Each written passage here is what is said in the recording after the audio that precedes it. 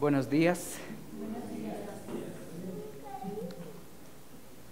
Vamos a dirigirnos al Señor nuevamente en oración, rogando su gracia.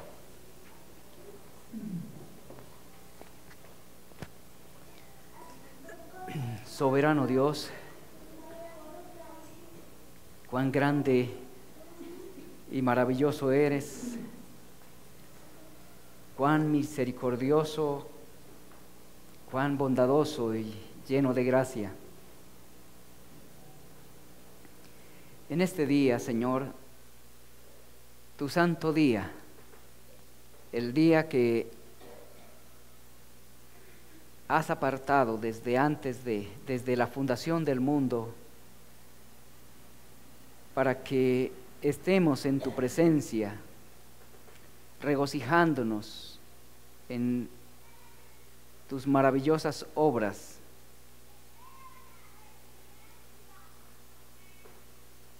Y fortaleciéndonos con tu santa palabra. Venimos a ti, Señor, necesitados de tu maravillosa gracia.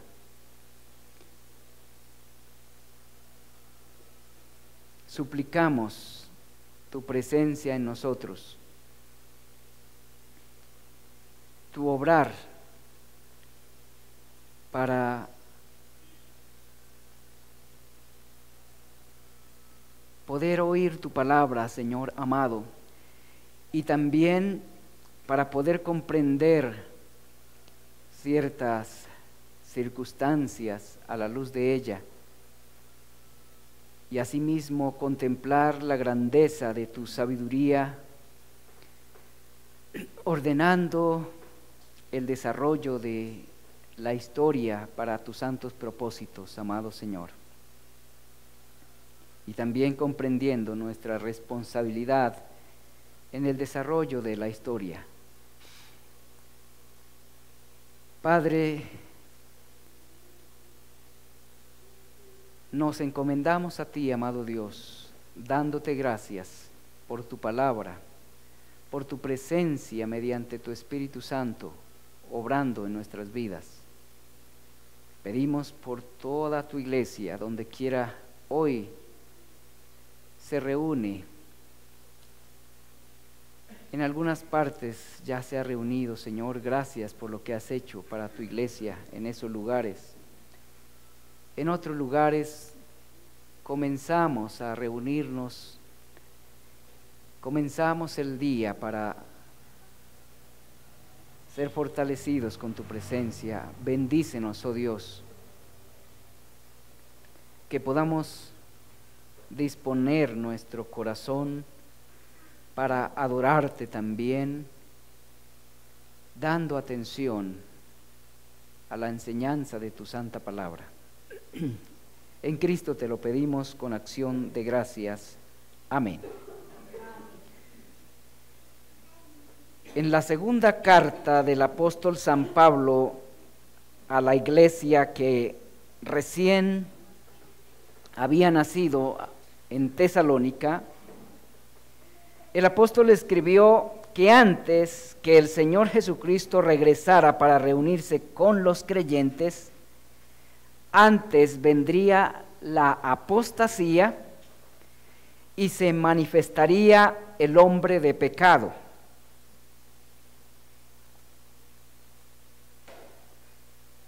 El término asociado con la venida de la apostasía es un término que en el original indica un surgimiento paulatino, es decir, paso a paso. El término asociado con el hombre de pecado indica una aparición casi repentina, una aparición súbita.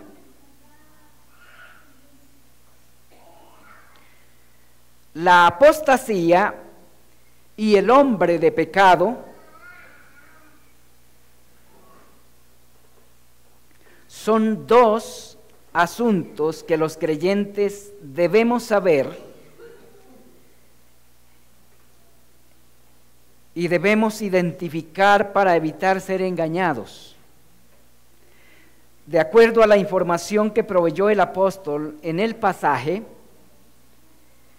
quienes sean envueltos en la apostasía serán presa fácil del hombre de pecado.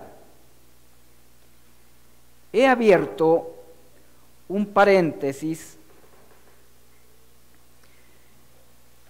por 2 o 3 domingos para que estemos abordando estos dos asuntos, dejando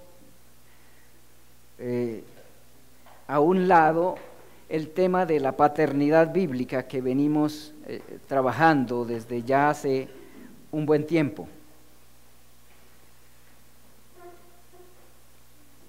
Vamos a dedicar 2 o 3 domingos a considerar este pasaje que acabamos de leer, 2 Tesalonicenses, capítulo 2, versículos 1 al 12. Lo haremos contestando 5 interrogantes. Una, ¿qué es la apostasía? 2, ¿cuándo apareció la apostasía? 3, ¿quién es el hombre de pecado o el hijo de perdición?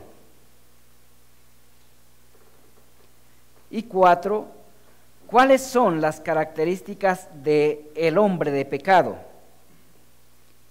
Y la quinta y última interrogante que estaremos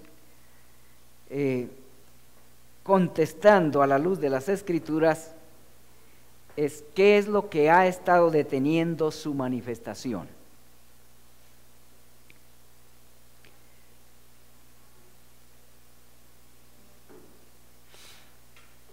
Comencemos a hallar la respuesta a la primera pregunta. ¿Cuál es la primera pregunta? ¿Qué es la apostasía? El término apostasía es un término técnico que ha sido usado para referirse al abandono o rechazo a una creencia religiosa o a una ideología política de la cual se hacía parte. Ese es el uso que generalmente se le ha dado al término apostasía.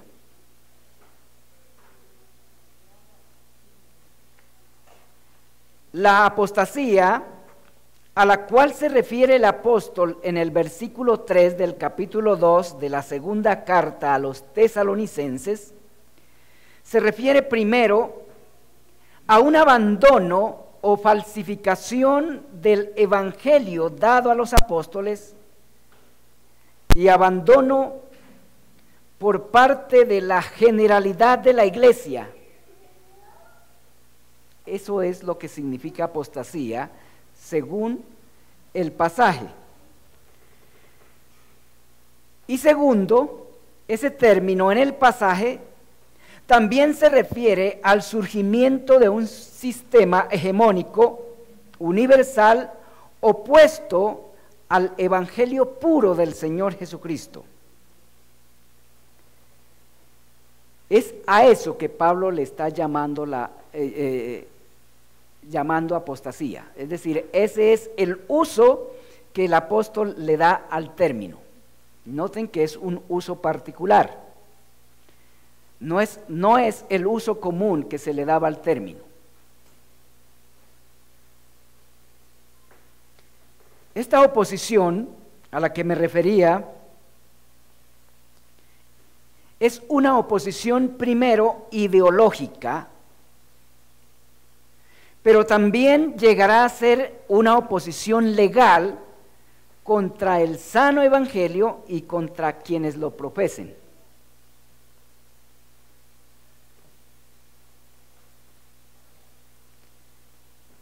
En el pasaje, el apóstol usa varias expresiones refiriéndose a lo mismo. Es decir,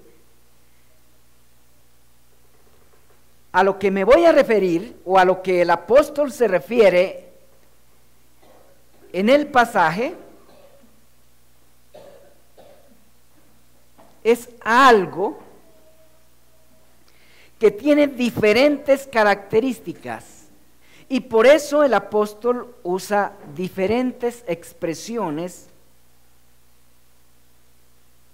con el propósito de que la iglesia pueda identificarlo de la manera más clara, porque no es fácil identificarlo.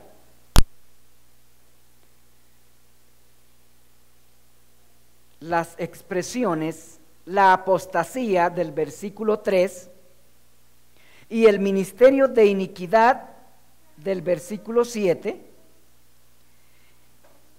el engaño del versículo 10 y la mentira del versículo 11 son expresiones diferentes para la misma cosa.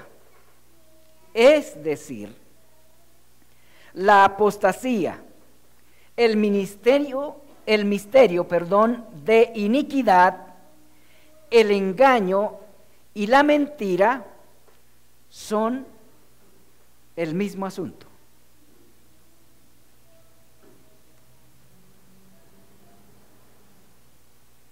Es un sistema opuesto a la verdad, a esa verdad mencionada en el versículo 11.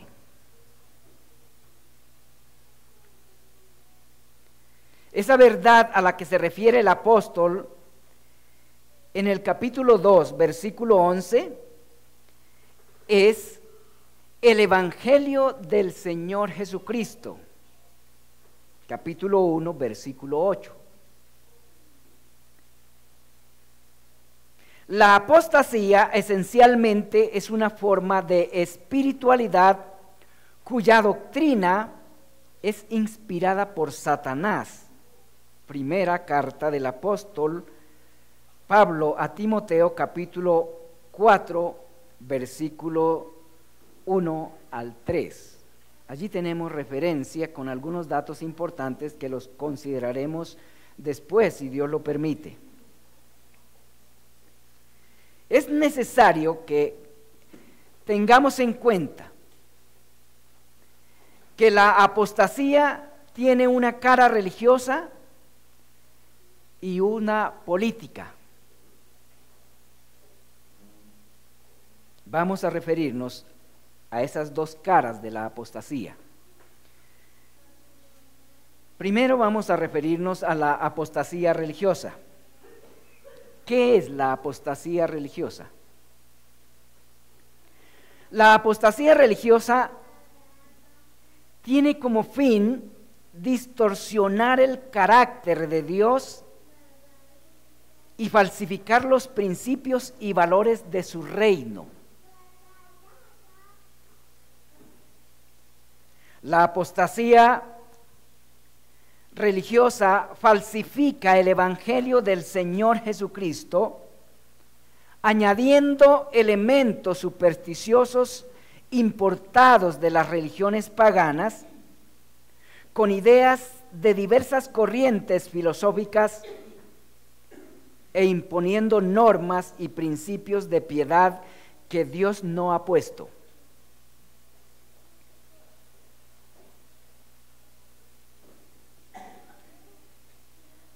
Con un evangelio contaminado con elementos supersticiosos, con diversos conceptos filosóficos antibíblicos y falsas normas de piedad, la apostasía produce en sus adeptos una apariencia de piedad, no la piedad misma, no la piedad verdadera.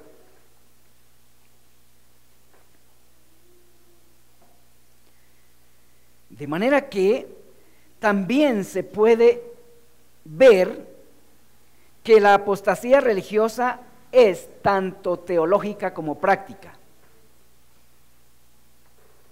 Consideremos estos dos aspectos de la apostasía religiosa. La apostasía teológica. La apostasía teológica se caracteriza por ser indefinida y superficial. La teología de la apostasía es la teología del sentido común.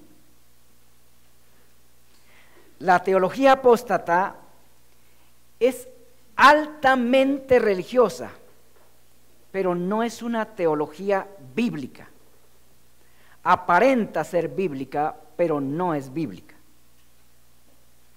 ¿Cómo reconocer la teología de la apostasía religiosa? Un distintivo de la teología de la apostasía es que no está enfocada en resolver las necesidades espirituales de la feligresía, sino en complacer sus tendencias religiosas. Esa es una característica. La teología, repito, la teología de la apostasía no está interesada en resolver las necesidades verdaderas, espirituales de la feligresía, sino en complacer sus tendencias religiosas. Tenemos referencia a esto en la segunda carta del apóstol San Pablo a Timoteo, capítulo 3, versículo 4.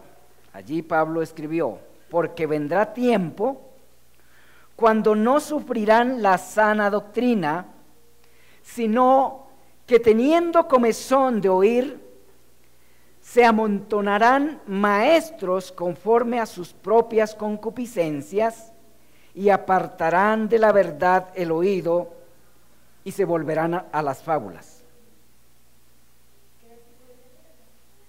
Segunda Timoteo, capítulo 4, versículo 3 y versículo 4.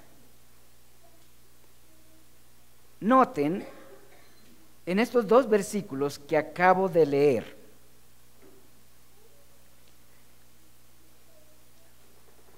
el apóstol prevé un tipo de personas religiosas particulares, identificables por sus tendencias religiosas.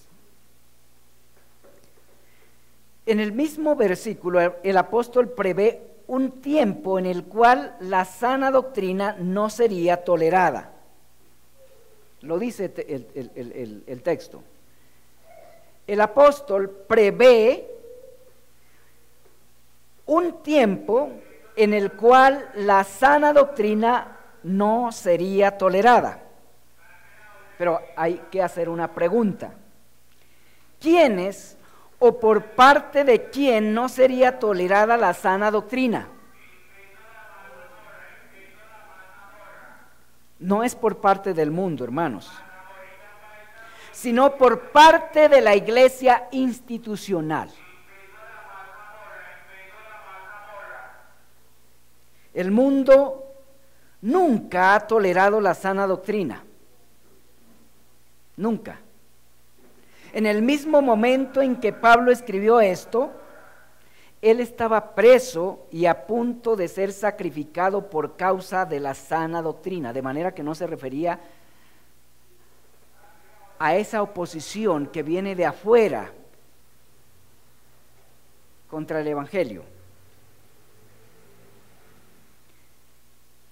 La intolerancia mencionada por el apóstol Pablo en el versículo 3 no es la intolerancia por parte del mundo, sino por parte de la iglesia instituida. Vendría un tiempo en que la misma iglesia institucional no toleraría la sana doctrina. No obstante, habría deseos de oír religión, pero no religión sana. esta tendencia generalizada dentro de la iglesia facilitaría la aparición abundante de maestros no de la verdad, no de la doctrina que es saludable para sus vidas, sino de la que la feligresía desea oír. Estos maestros que aparecerían en abundancia no son portadores de la verdad. Sus enseñanzas serían fabulosas, es decir, fascinantes, pero carentes de verdad. Noten que dice que apartarían el oído de la verdad. Serían predicadores con una enseñanza acomodada a los gustos de los oyentes, no enfocada a sus verdaderas necesidades religiosas. Como podemos ver a la luz de ese texto, la teología de la apostasía habla de Dios, pero no habla la verdad de lo que Dios ha revelado de sí y del hombre en las Escrituras. Habla de lo que la feligresía desea oír, no de lo que necesita oír. La teología de la apostasía no es una teología confrontante, es una teología coercitiva.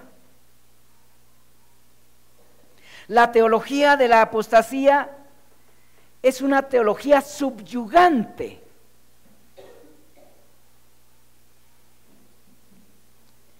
No es una teología consoladora, es una teología engañosa.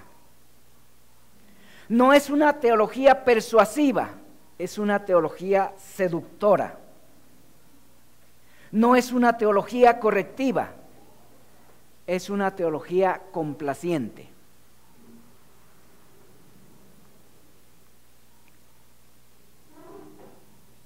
Pero la apostasía religiosa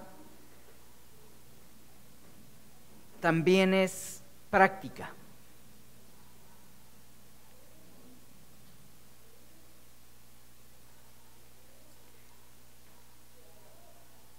La apostasía práctica se caracteriza por la incapacidad de conformarse a la verdadera palabra de Dios, o por la incapacidad de conformarse a la verdad revelada por Dios para la comunión con Él.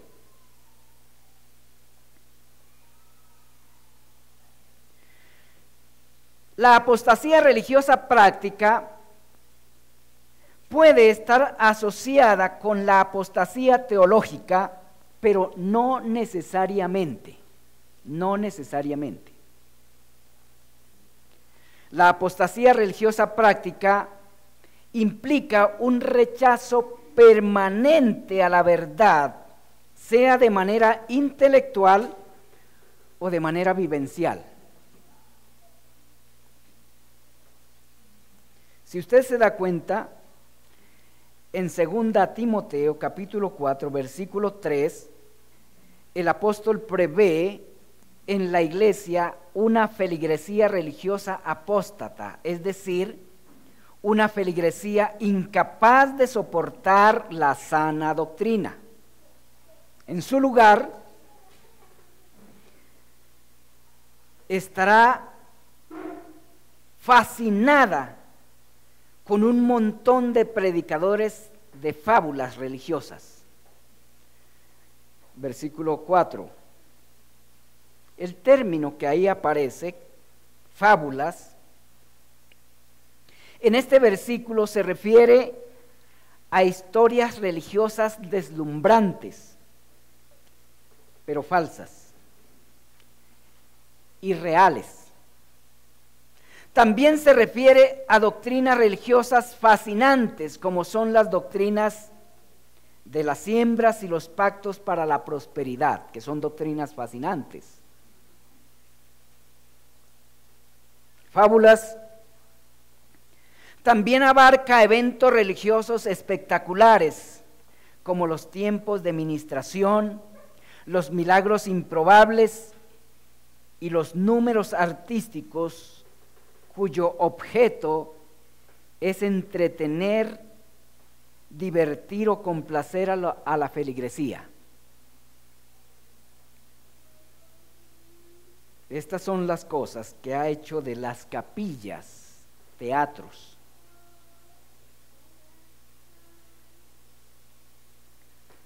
¿Cree usted que esto es algo que aún está en el porvenir? Las cosas de las que he venido hablando son cosas que aún están en el porvenir, o más bien ya se han hecho presentes. La gran mayoría de las iglesias denominadas cristianas están envueltas en la apostasía.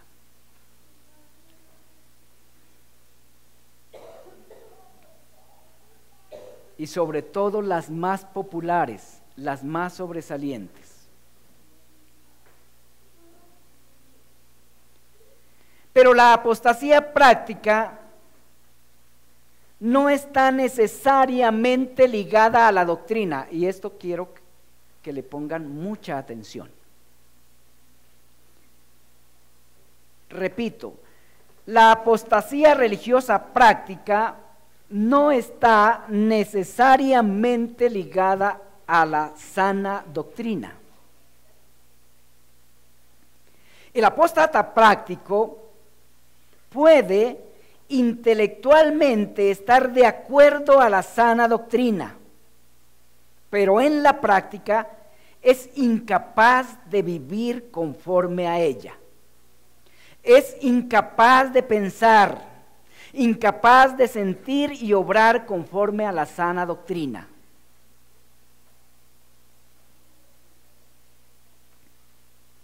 El apóstata práctico profesa conocer a Dios, pero con sus hechos lo niega.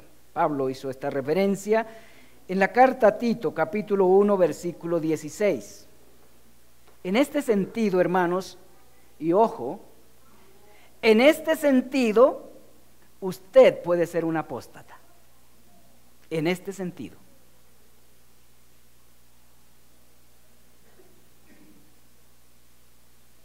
En este sentido pueden haber apóstatas aún en las iglesias de sana doctrina.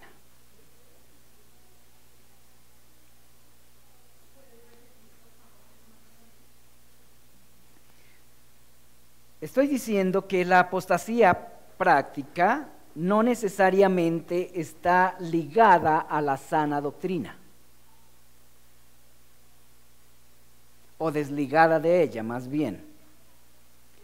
El apóstata práctico puede intelectualmente estar de acuerdo con la sana doctrina e incluso predicarla, pero en la práctica el apóstata religioso práctico es incapaz de conformarse a la sana doctrina, es incapaz de pensar, es incapaz de sentir y por tanto es incapaz de obrar conforme a la sana doctrina.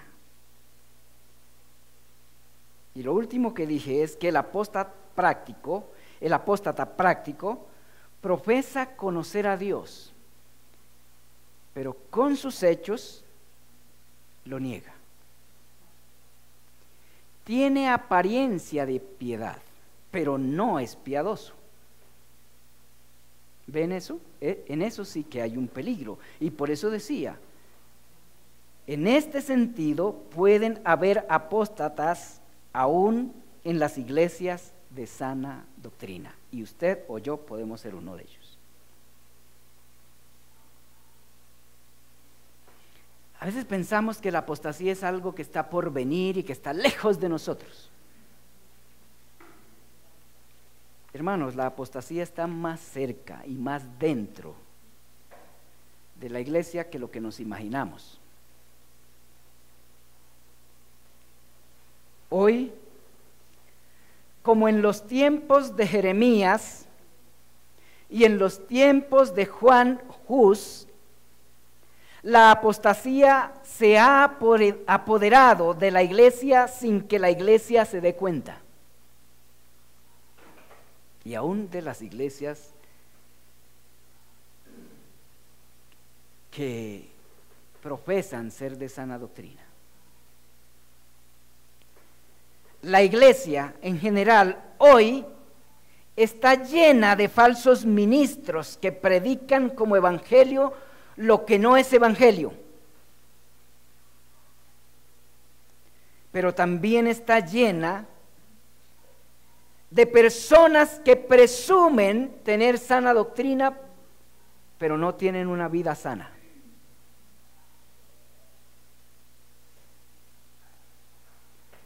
Esos falsos ministros, con sus falsos evangelios, han venido produciendo en la iglesia generaciones de falsos creyentes.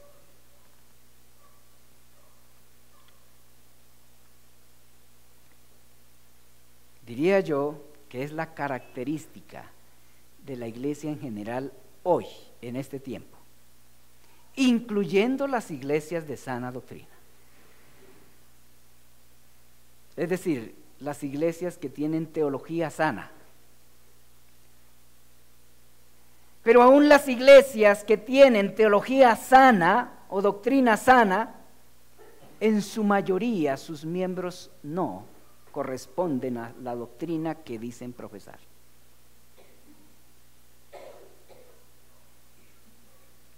Si bien intelectualmente son bíblicos, vivencialmente son apóstatas.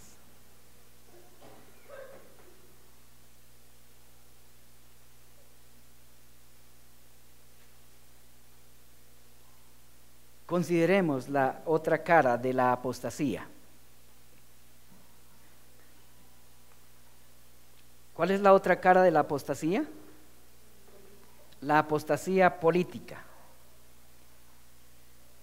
La apostasía política es otro brazo de lo que el apóstol en el pasaje llamó el misterio de la iniquidad. Recuerden que la apostasía también se denomina el misterio de la iniquidad. Veremos más adelante qué es lo que quiere decir o quiso decir el apóstol con esa expresión. La apostasía política trabaja en la redefinición de los principios y valores humanos universales impresos en la esencia humana. La apostasía política redefine la moral, redefine la religión, redefine la ética, redefine la justicia y redefine la estética. Redefinir es darle una nueva concepción.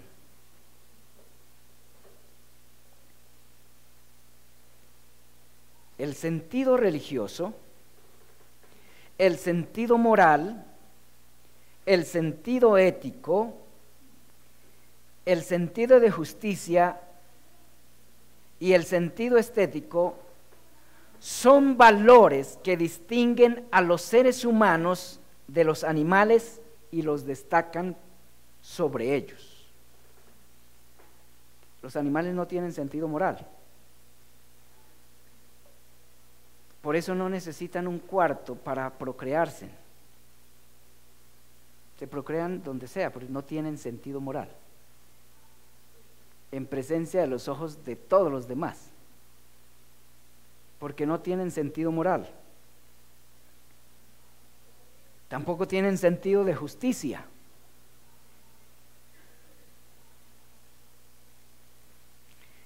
Igual tampoco tienen sentido estético. Los animales no tienen sentido estético, por eso no necesitan espejos, ni maquillajes, ni salones de belleza, porque no tienen sentido estético.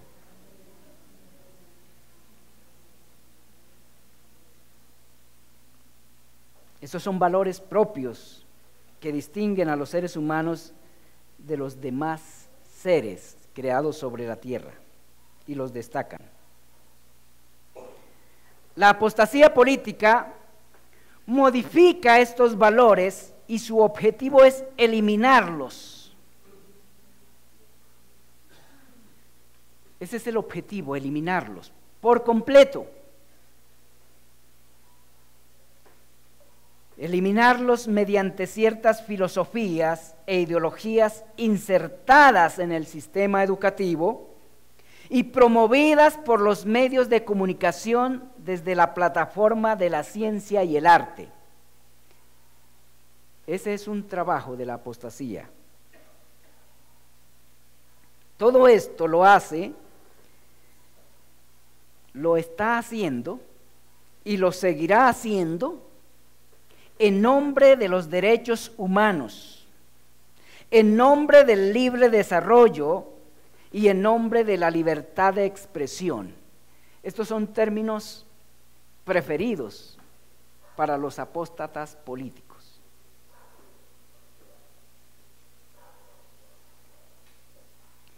De diferentes formas y formas sutiles, poco a poco, va logrando que el derecho individual se sobreponga al derecho colectivo, incluso haciendo uso del derecho colectivo.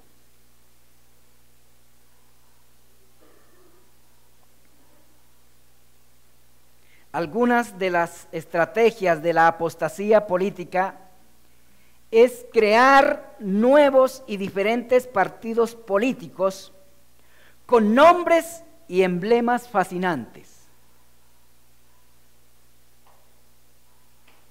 Generalmente, los partidos políticos creados por la apostasía política se identifican como izquierda democrática o nueva izquierda. Esos son algunos nombres fascinantes con los que hoy se promueven las doctrinas de la apostasía a través de la política, haciendo uso de la política. Otra estrategia sumamente eficaz de la apostasía es crear ONGs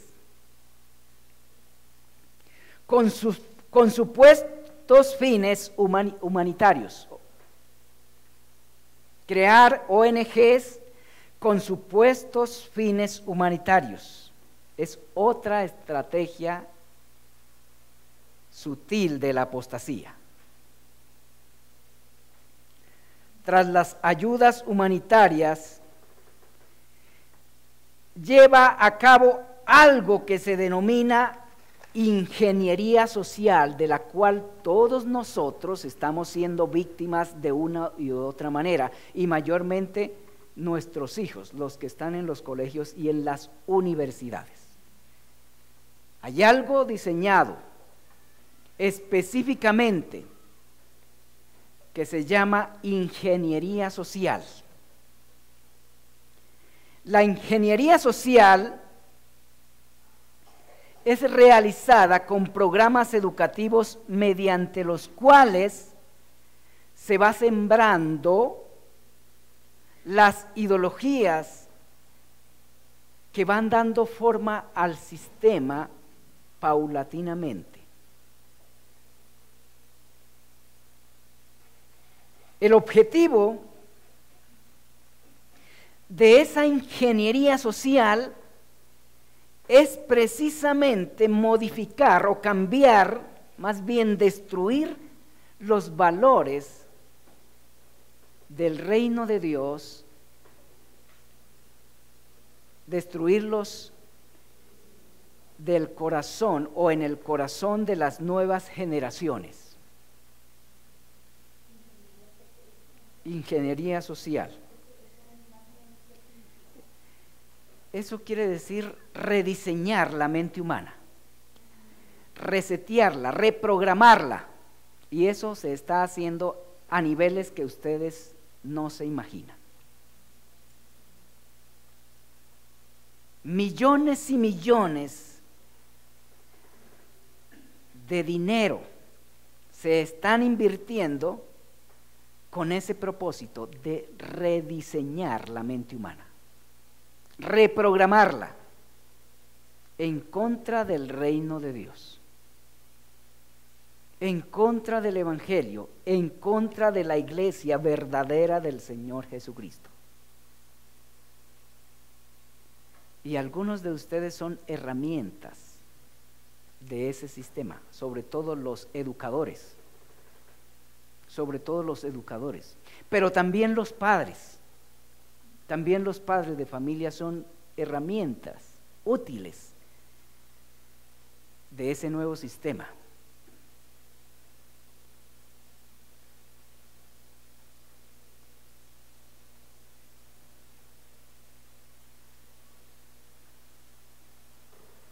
Una pregunta para ir concluyendo con el segmento de hoy es: ¿cuándo apareció la apostasía? ¿Cuándo apareció la apostasía? Pablo dice que ya existía en su tiempo. Cuando él escribió, dice que ya existía. El misterio de la iniquidad lo llama también.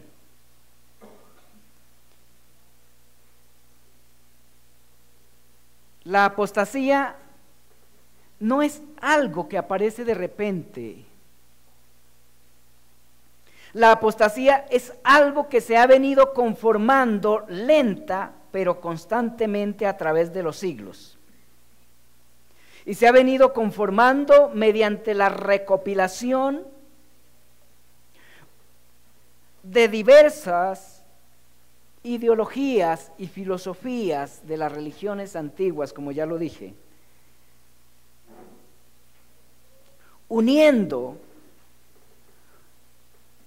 universalizando e institucionalizando elementos esenciales de las antiguas filosofías y religiones paganas. La apostasía en su avance es amorfa e imperceptible.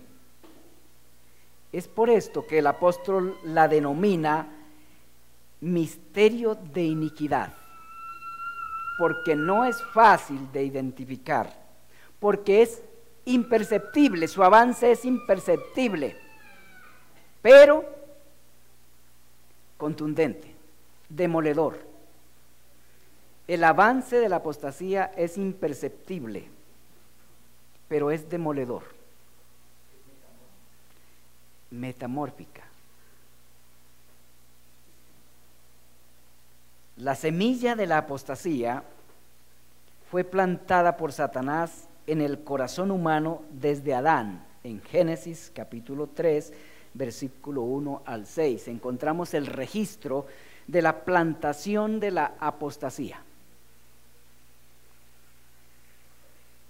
De la apostasía a la cual se está refiriendo el apóstol aquí. El primer apóstata realmente fue Satanás, fue el primer apóstata. Él provocó la apostasía de Adán. Adán fue el primer hombre apóstata. Desde entonces, esa semilla creció y se extendió con la humanidad, tomando formas diferentes en cada familia y en cada nación. En cada hombre pecador se esconde la semilla de la apostasía, y aún hay semillas de apostasía en usted y yo. Todavía las hay. Mediante el linaje escogido, Dios ha venido restringiendo la apostasía en la medida que ese linaje ha creído y crecido en número y en fidelidad a la palabra revelada de Dios. En esa medida, Dios ha venido restringiendo la apostasía.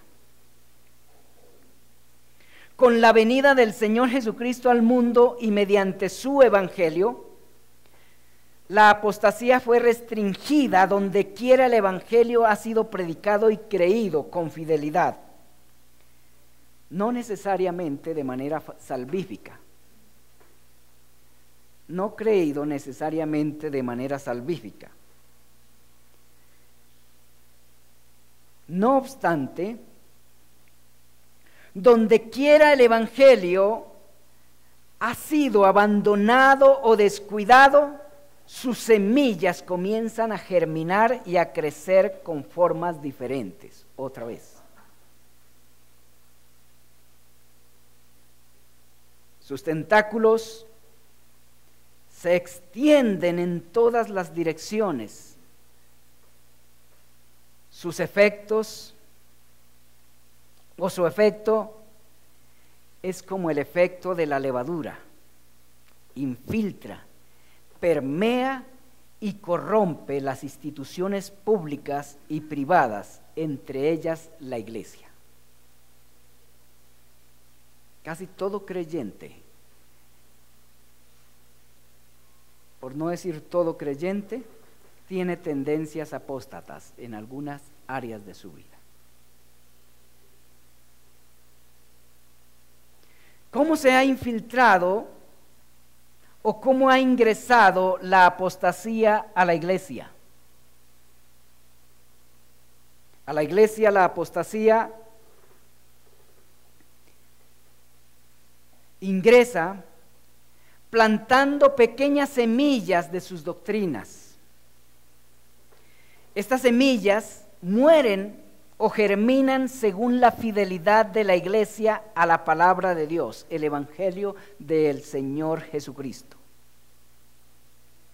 Dentro de la iglesia, el terreno fértil para la apostasía son los falsos creyentes y los creyentes irresponsables, descuidados.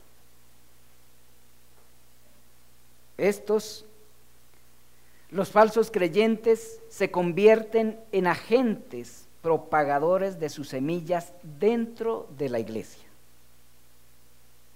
Algunos de ellos, con habilidades naturales de liderazgo, se posesionan como oficiales en la iglesia y desde allí hacen un mejor trabajo. Por eso una de las cosas con las que hay que tener más cuidado es con la elección de los oficiales de la iglesia. De esta manera, la apostasía ha logrado debilitar la iglesia y corromperla. En algunos lugares la ha estancado y en otros casi la ha extinguido.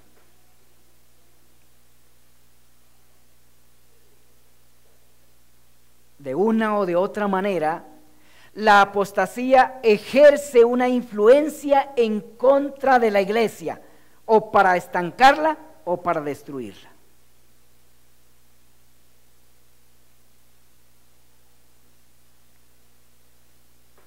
El asunto es, hermanos, que cada uno de nosotros, usted y yo, tenemos una responsabilidad en contra de este sistema.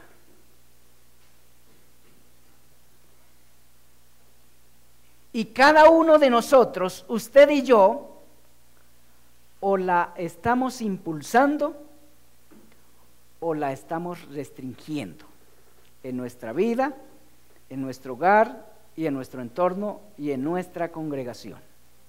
Preguntémonos cada uno, ¿cuál es el papel que yo estoy desempeñando en contra de este malvado sistema, de este sistema diabólico, que viene creciendo como una bestia en contra de la iglesia?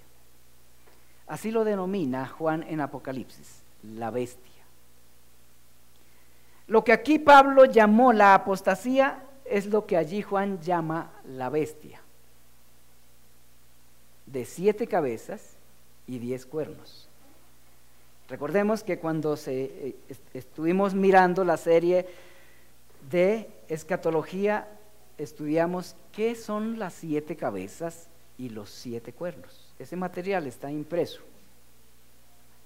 Me gustaría que todos lo repasaran nuevamente para que pudiésemos comprender más ampliamente y más profundamente frente a qué sistema estamos. Y lo más tremendo es que estamos dormidos frente a esta horrible y espantosa bestia que viene devorando a la humanidad.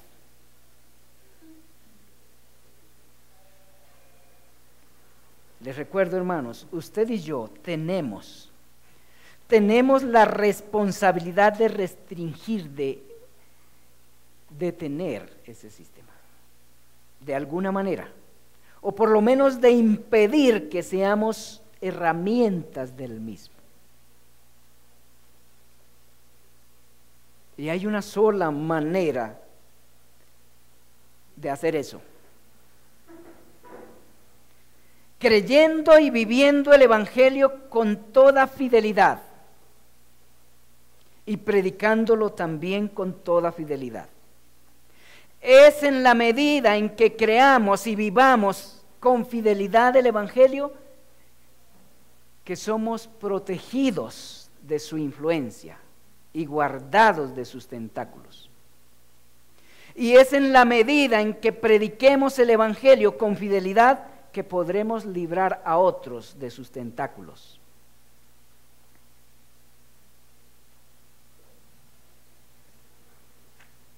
Por lo menos que podamos librarnos nosotros y a nuestros hijos ya sería un gran trabajo. El problema es que ese sistema en algunos campos y en algunas familias ha ganado terreno. Algunos padres ya han perdido a sus hijos.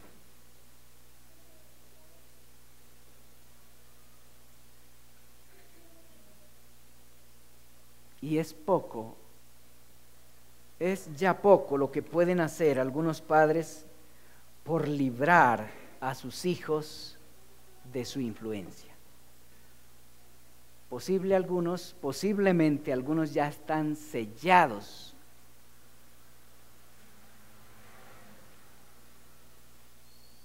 por esas doctrinas.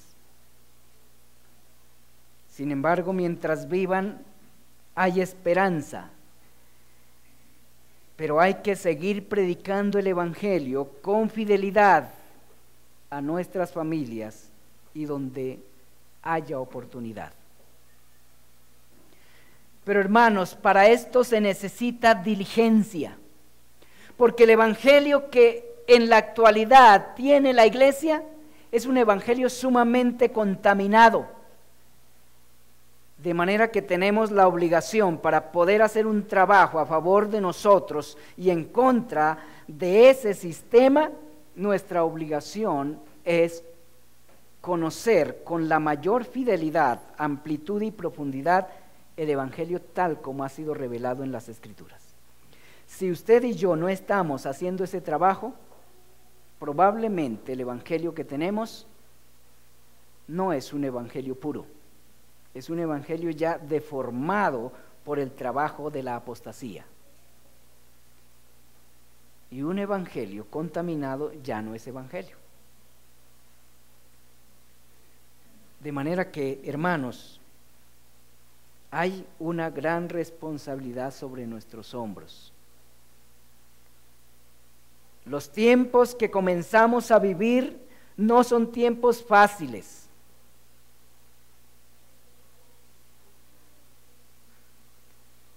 Ya comenzamos a sentir el rigor de una persecución ideológica. Pronto tendremos que enfrentar una persecución legal.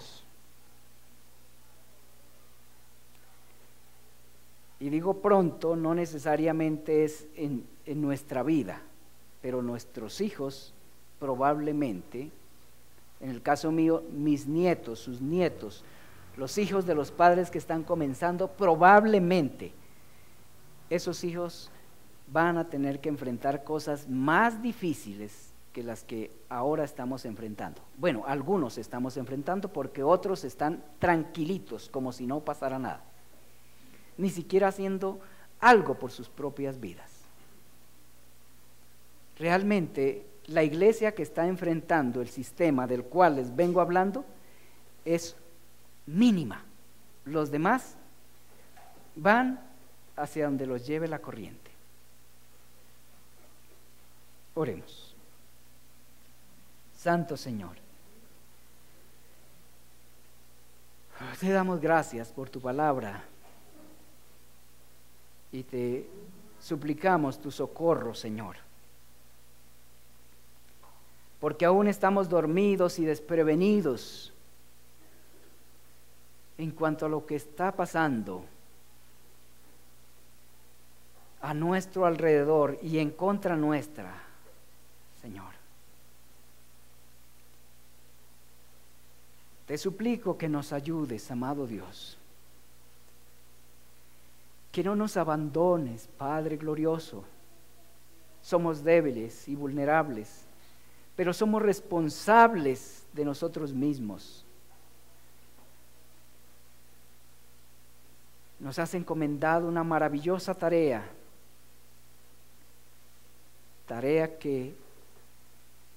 de la cual no nos hemos ocupado con responsabilidad, con seriedad,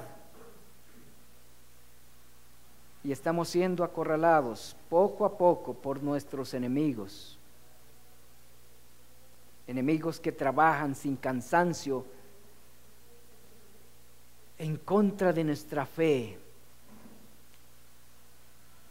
y de la libertad para vivirla. Socórrenos, Señor. Perdónanos por la negligencia, por el descuido, por la irresponsabilidad que tenemos frente a tu palabra. Oímos y oímos, pero no reaccionamos como si nunca hubiésemos oído, como si no estuviésemos oyendo. Constantemente nos has hablado y nos sigues hablando, llamándonos a un despertar, a creer en ti, a confiar en ti, a obedecer tu palabra, la única con la cual podemos ser guardados, si la guardamos, y santificados para tu reino. Queremos vivir en el mundo redimido, pero amamos este mundo sobre esa perspectiva que nos das en tu palabra, de una nueva vida gloriosa en un mundo redimido, glorioso.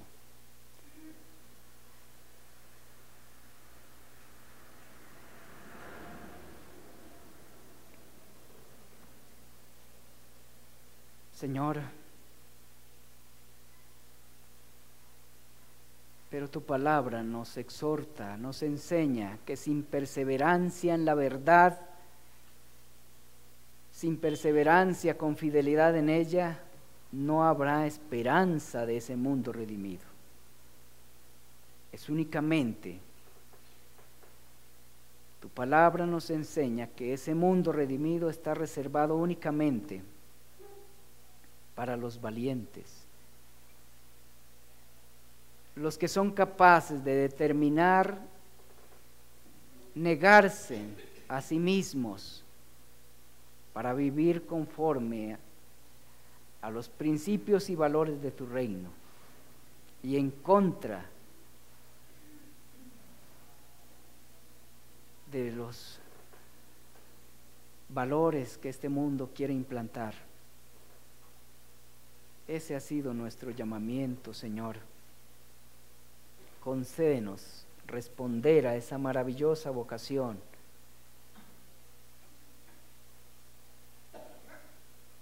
y líbranos del engaño de nuestro corazón y del mundo. Engaños que se asocian para impedirnos el gran privilegio de estar en tu presencia eternamente gloriosa. Oramos en el nombre de Cristo, suplicando, Señor, tu misericordia, tu obrar en nuestras vidas para que haya un despertar a la verdad. Por Cristo Jesús oramos. Amén.